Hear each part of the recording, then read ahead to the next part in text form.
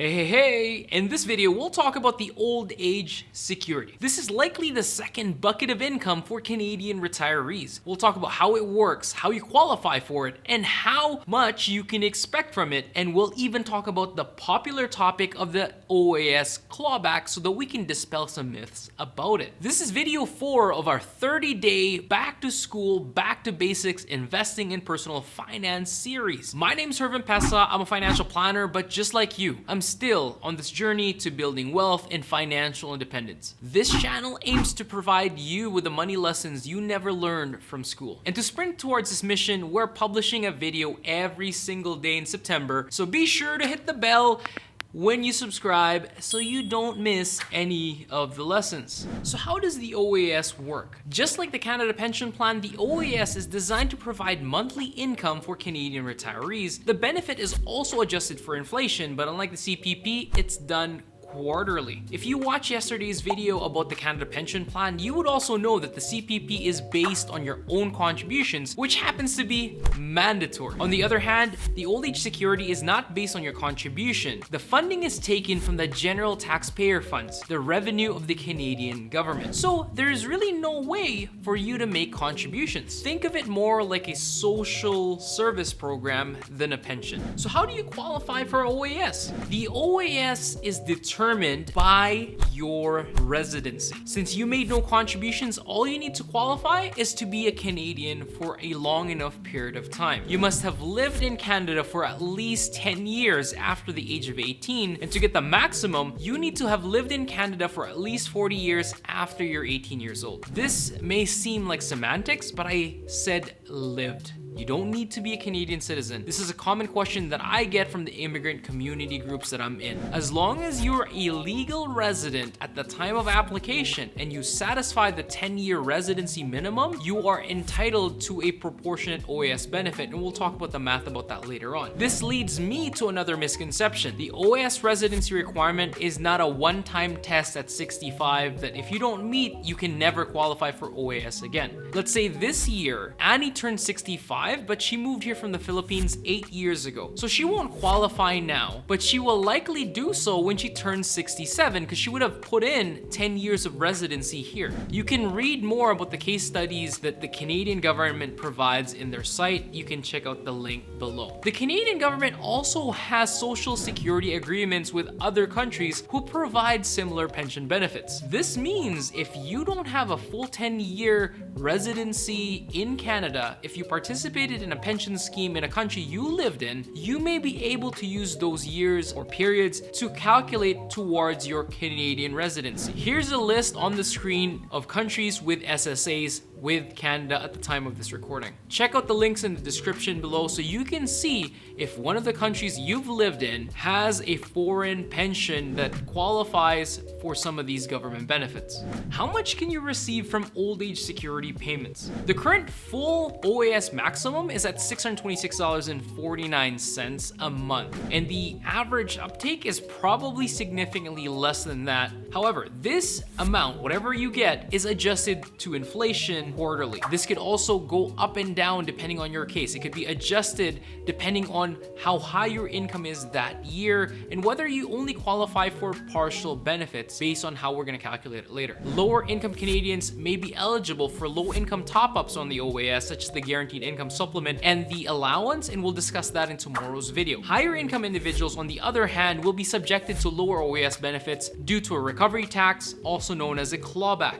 How does the partial old age security work? If you don't qualify for the full OAS amount, but you've lived in Canada for at least 10 years, you will be eligible for the partial OAS benefit, which is prorated for every qualifying year of residency out of the 40-year maximum. So if you've lived in Canada for 15 years after you're 18, you have 15 out of 40 as your qualifying years, which is 37.5% of the maximum benefit. Your OAS benefit payment then will continue to pay at that 37.5% of the annual maximum. Here's an important note. If you're eligible for partial benefit, but you're still working and you don't need the income, you might want to wait before applying for OAS because this is prorated at the time of uptake. It doesn't improve as your residency gets longer. Let's go back to that example where somebody has 15 years. In 2 years, they're not gonna have a prorate calculation based on 17 years. That's just not how it works.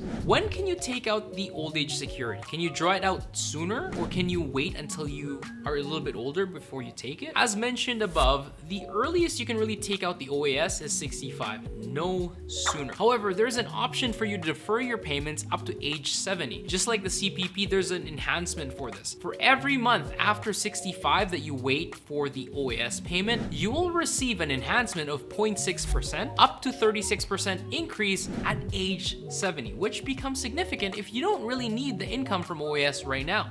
How does the old age security clawback work? It's kind of funny because whenever I bring up government pensions, people tend to spring towards the clawback discussion. They immediately want to know how to get the most out of OAS because they've been led to believe that once you earn an income, any kind of income in retirement, you lose access to the OAS. This is simply not true. Think of this first. Based on the 2019 census, the average income was much less than the threshold. The average income was $41,500, while the median income was much lower at $30,400. The current threshold before you have to worry about clawback is at $79,054 in 2021. That's double the average income in retirement based on that census. In fact, studies have shown that less than 5% of Canadians eligible for the OAS have to worry about hitting the clawback threshold. Once you're in your retirement, income that's higher than the annual limit, in this case $79,000, would reduce in a 15% tax on the OAS benefit you've received. So let's say your income from all sources ends up at $90,000. You will have an excess of $10,946, and you will have to pay back 15% of this as a recovery tax, which is $1,641.90. It's only on the excess.